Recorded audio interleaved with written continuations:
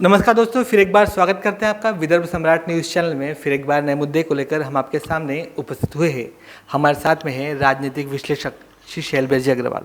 Sir, आपका फिर एक बार विदर्भ सम्राट न्यूज़ चैनल में हार्दिक स्वागत है। धन्यवाद, आपको बहुत बहुत धन्यवाद। जैसे कि कुछ दिनों से चल रहा है कि न्यूज़ चैनल में राहुल गांधी जी विदेश जाकर देश के बारे में एक निगेटिव बात कर रहे हैं। इतना ही नहीं, और एक संगठन को मतलब मुस्लिम लीग को धर्मनिरपेक्ष कहा जा रहा है। सर, क्या बोलेंगे इस बारे में, आपको क्या लगता है?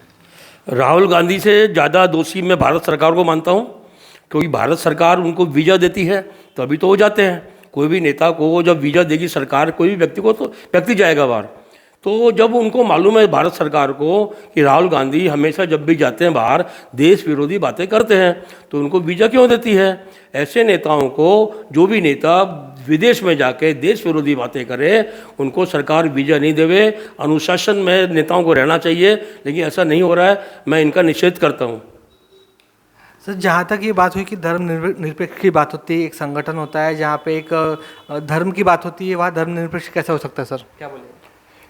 धर्मनिरपेक्ष जो है, धर्मनिरपेक्ष का मतलब है कि धर्म को नहीं मानना।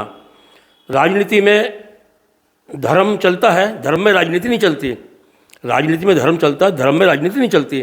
तो हर एक नेता को धर्म में राजनीति में धर्म चलाना चाहिए, लेकिन धर्म में राजनीति नहीं चलाना चाहिए। और ये जो मुस्लिम लीग को बता रहे हैं धर्मनिरपेक्ष पार्टी है, मुझे नहीं लगता कि मुस्लिम लीग एक धर्मनिरपेक्ष है, एक सांप्रदायिक संगठन है मुस्लिम लीग। मैं ऐसा मानता हूँ।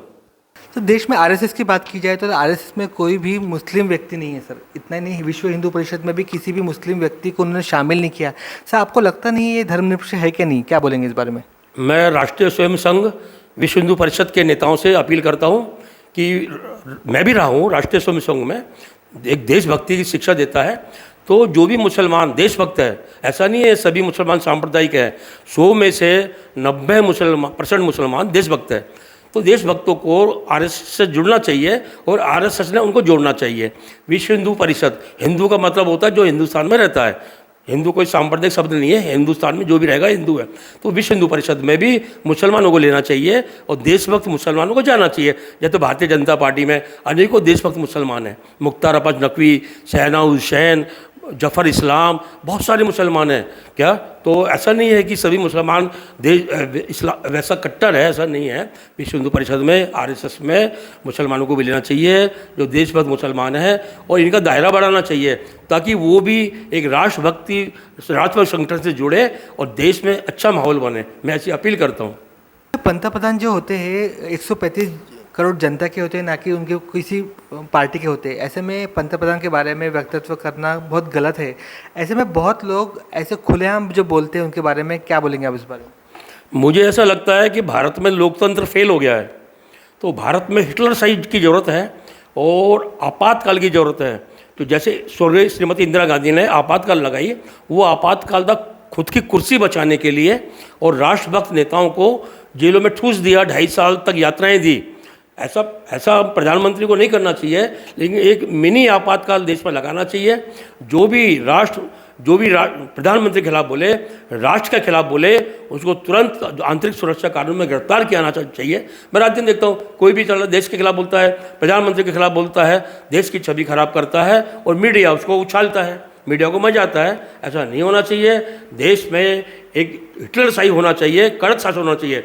व्यापारी को नरमाई होना चाहिए, लेकिन शासन को कड़काई होना चाहिए कि किसी की जरूरत नहीं हो सके कि प्रधानमंत्री के खिलाफ अपशब्द बोले। मैं इसका निषेध करता हूँ ऐसे नेताओं का।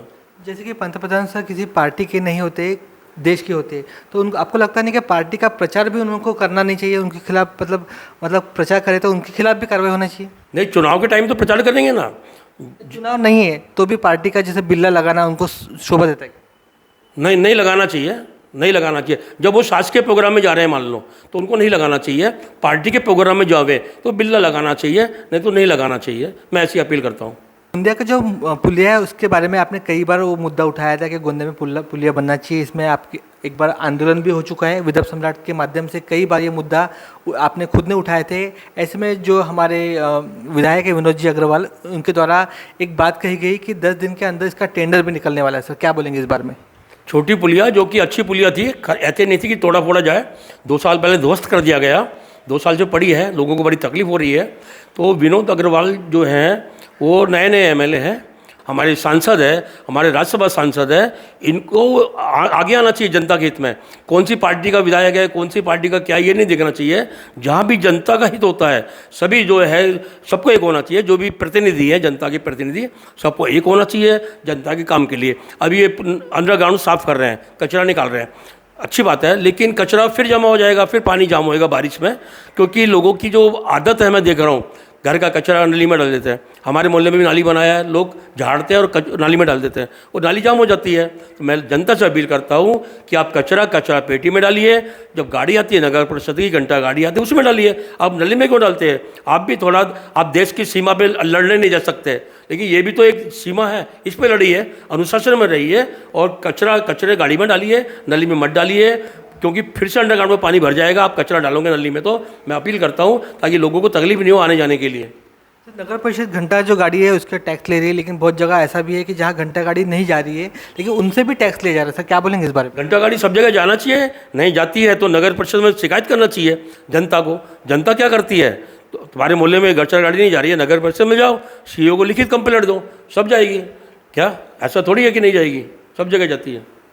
सर नगर पालिका के जो चुनाव है उसके होने के अभी तक हो जाना चाहिए था, लेकिन 16 माह से ऊपर हो गए, नगर पालिका चुनाव नहीं हुए।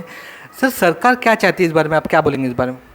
मुंबई महानगर पालिका, पूरे महानगर पालिका और भी महानगर पालिका है, ये दुधारू गाय हैं। इनका जो बजट होता है सालाना, ये छोटे राज्यों से ज़्यादा होता है।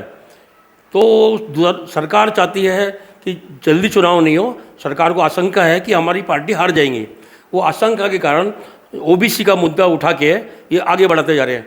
मुझे ऐसा लगता है कि लोकसभा, विधानसभा और महानगर पालिका, नगर पालिका चुनाव अगले साल अप्रैल में साथ में होंगे, क्योंकि अलग से होंगे तो ये हार जाएंगे। इसलिए क्या है, मोदी और योगी के नाम से ये जीत जाएंगे, लोकसभा जीत जाएंगे, विधानसभा जीत जाएंगे, नगर पालिका जीत जाएंगे।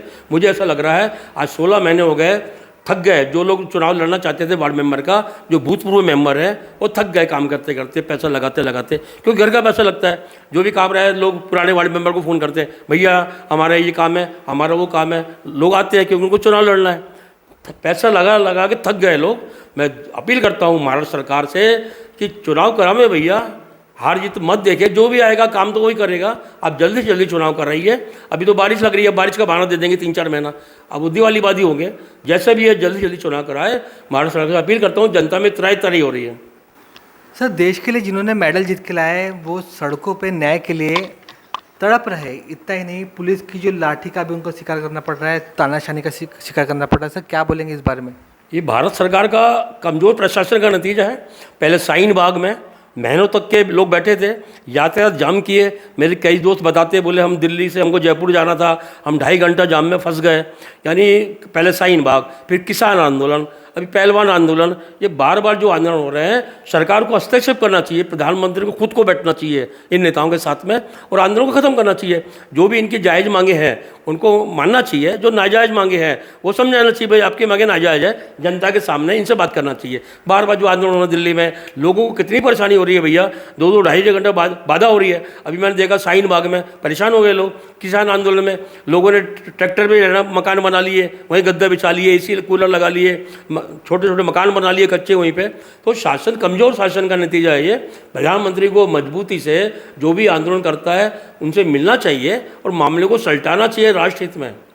सर कहीं ना कहीं महिलाओं पे जो अन्याय हो रहा है, जो खिलाड़ी है जिन्होंने मेडल जीत के लाया, एक महिला है, उसके साथ में कोई भी बीजेपी महिला सामने आके उनका साथ नहीं दे रही। सर क्या बोलेंगे इस बारे में? आना चाहिए ना, जितने भी महिला संगठन है, महिला संगठन उनसे बात करना चाहिए।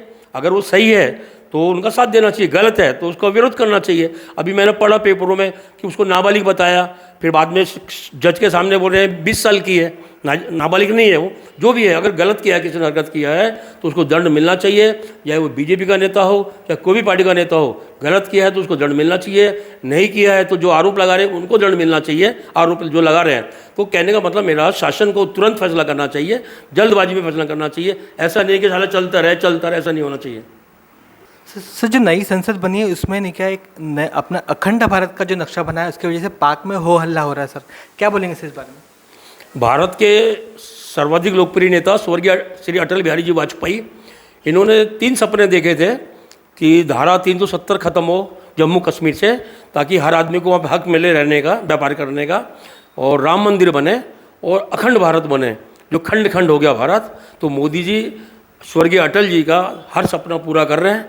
370 हटा दिया, 35 हटा दिया, राम मंदिर बना दिया, और अखंड भारत का उनका जो सपना है वो दूरदर्शी से आदमी है, इसलिए उन्होंने संसद में सीटें बढ़ाई है, लोकसभा में, राज्यसभा में।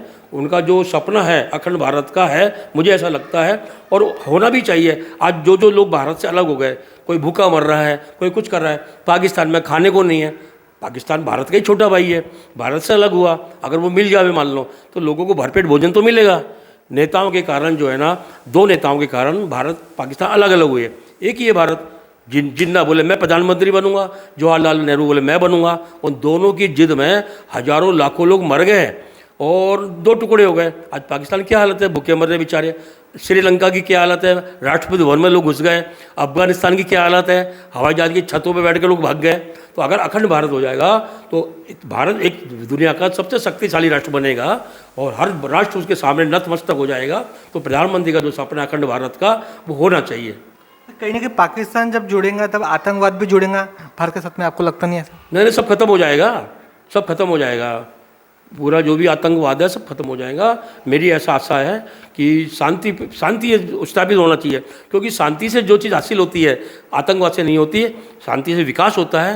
हर आदमी को विकास करना चाहिए। ये बमबाजी, ये मिसाइल, परमाणु, इससे तो विनाश हो रहा है ना देश का। शांति बहुत ज़रूरी है। अब जैसे वहाँ पे यूक्रेन में 1 साल से ज़्यादा युद्ध कर रहा है रूस, तो नुकसान यूक्रेन का हो रहा है, रूस का हो रहा है, पूरी दुनिया का हो रहा है। भारत शांति प्रिय देश है। भारत सबको समझा रहा है भैया शांति रखो, विकास करो। नहीं मान रहे हैं तो वो मर रहे हैं, लड़ रहे हैं, हजारों लोग मर रहे हैं, क्या करेंगे। शांति बहुत ज़रूरी है। धन्यवाद सर। दोस्तों, आज का ये एपिसोड आपको कैसा लगा ज़रूर हमें सूचित करें। अगर आपको हमारे एपिसोड अच्छे लग रहे हैं उसे शेयर करें, लाइक करें और हमारे चैनल को सब्सक्राइब करना बिल्कुल ना भूलें, ताकि आने वाले एपिसोड आपके मोबाइल पे तुरंत आए। देखते रहिए विदर्भ का नंबर 1 चैनल विदर्भ सम्राट। धन्यवाद।